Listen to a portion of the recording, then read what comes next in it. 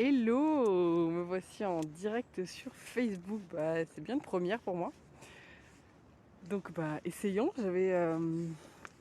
J'avais envie d'enregistrer cette vidéo parce que voilà, je me balade avec ma fille qui est roupie comme un enfant de 2 mois, j'ai envie de te dire. Voilà, ça dort bien. Et j'étais dans mes pensées et puis je suis en train de réaliser que ça fait peut-être une semaine que j'ai pas d'eau chaude chez moi, que ma chaudière est cassée. Et, euh, et, et en fait, je le vis bien. C'est-à-dire qu'à aucun moment je me suis dit, bah, c'est un petit peu embêtant quand même, t'as 2 enfants en bas âge, tu peux pas les laver, tu peux pas te laver, voilà, personne ne peut se laver, profiter de l'eau chaude. Fait beau, donc ça va, il fait pas non plus super froid, mais on rentre quand même dans l'hiver tout doucement, c'est pas... Voilà. Et non, ça ne m'a rien fait. Mon cerveau s'est pas accroché à la situation comme étant un drame ou un truc relou, tu vois. Non, c'était comme une non-information. Voilà, faut faire avec. Du coup, on trouve des solutions. On va se laver chez les copains et c'est cool parce que du coup, on passe plus de temps à voir des gens qu'on aime bien. Je pense surtout à notre voisine qui est aussi notre pote et qui a une petite fille de l'âge de Raphaël.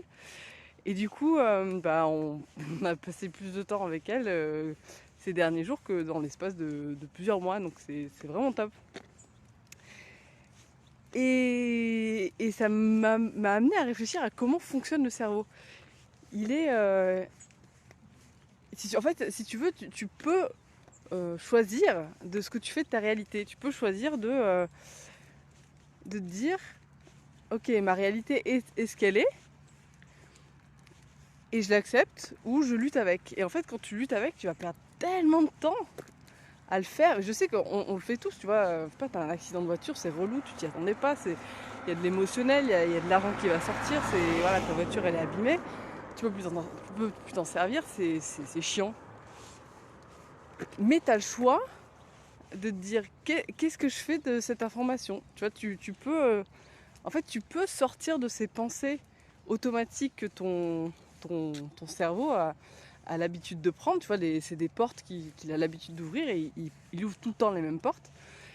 Et quand tu conscientises ça, tu peux te dire, ok, face à cette situation, je choisis de prendre une autre porte de pensée.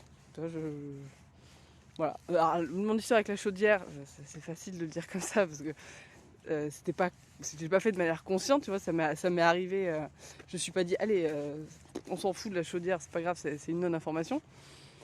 Mais ouais, c'est le fait de se dire ok, j'ai ce truc qui m'arrive, c'est pas forcément cool, mais si je choisis une autre porte de pensée pour la traiter, peut-être que je vais la vivre différemment. Et du coup, en fait, ce dont je vais me rappeler de cette période sans eau, c'est pas le fait que j'ai pu me laver moins souvent ou que j'ai dû un peu galérer ou demander à des gens, c'est que j'aurais passé plus de temps avec des gens cool et avec qui je m'entends bien.